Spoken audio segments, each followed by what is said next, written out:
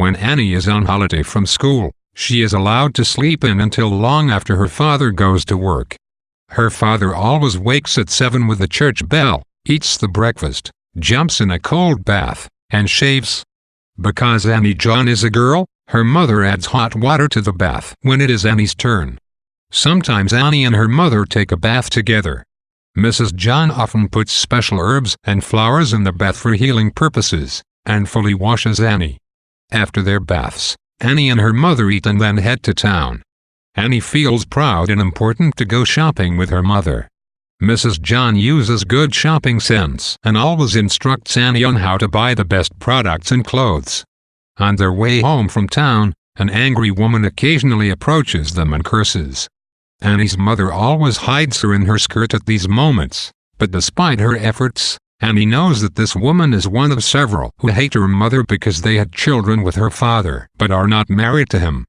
Mrs. John usually cooks a sumptuous lunch after they get home and Annie's father returns to eat. As they eat, Annie admires her mother's beauty and notices that her father finds her mother's commentary incredibly funny and always laughs when she talks. Annie loves her mother very much and believes their life together to be a virtual paradise.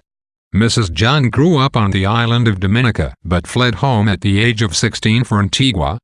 She came to Antigua with only a trunk painted yellow and green.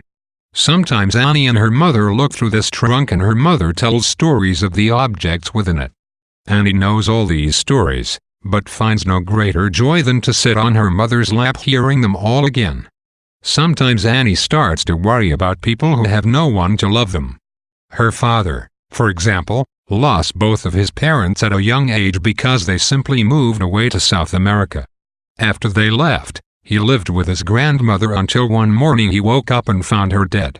Upon her death, he left home. When Annie's father tells her this story, they both cry. Annie feels bad that her father was left all alone and she fears that her own parents will go away like her father's did. She is afraid to be left alone because she loves everything as it is. When she gets to be around 12, Annie's body starts to mature physically and her mother starts suggesting that Annie might not always live with them. One day, her mother shows her how to fold sheets, but mentions that Annie may want to fold them in a different way when she gets her own home. Another time while shopping, Annie wants to get fabric with men playing pianos on it, but her mother tells Annie that she is too old to go around looking a younger version of her. Eventually Annie gets the fabric, but whenever she wears the dress she feels resentful.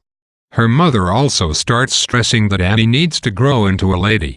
She sends Annie to a woman who will teach her manners and to a piano teacher, but Annie gets kicked out of both classes for misbehaving. Annie lies about getting kicked out of the manners class, but her mother hears about Annie eating a plum from the piano and turns her back angrily on her daughter. Annie feels distressed at her mother's anger, but even more at their growing separation. Despite her growing distress at her mother's behavior, Annie remembers that she soon will be attending a new school. She spends considerable time in town getting her books and new uniforms. One day she returns from Sunday school to find her parents making love in bed. With her mother's hand circling on her father's back, she feels angry that her parents are not paying attention to her. When she sees her mother at dinner, she sees her in a totally new way. They have changed. Annie John feels disgusted when she looks at her mother's hands. She makes a cruel, insolent remark to her mother because she is angry. Her mother looks sad and turns away. Annie decides that her relationship with her mother has totally changed, but consoles herself with the knowledge that she will attend school the following Monday and meet Gwen, so all shall be fine. This chapter cuts to the heart of the relationship between Annie and her mother. In its opening segments, Annie depicts her early life as a small paradise in which she and her mother share most moments of her summer vacation. As they bathe together, Annie's body almost becomes that of her mother. The water plays an important symbolic role of purification and revitalization that will continue throughout the novel. They eat breakfast together and shop together in town. Annie believes that her mother is the smartest and best mother, who also is extraordinarily beautiful. Annie's mother always knows where to buy the best bread, crabs, and fish. She knows how to wash the laundry and dry it on the large rocks in the yard. She cooks delicious meals at lunch for all three of them. Annie finds her mother to be without fault and assumes that they will always live in total peace with one another.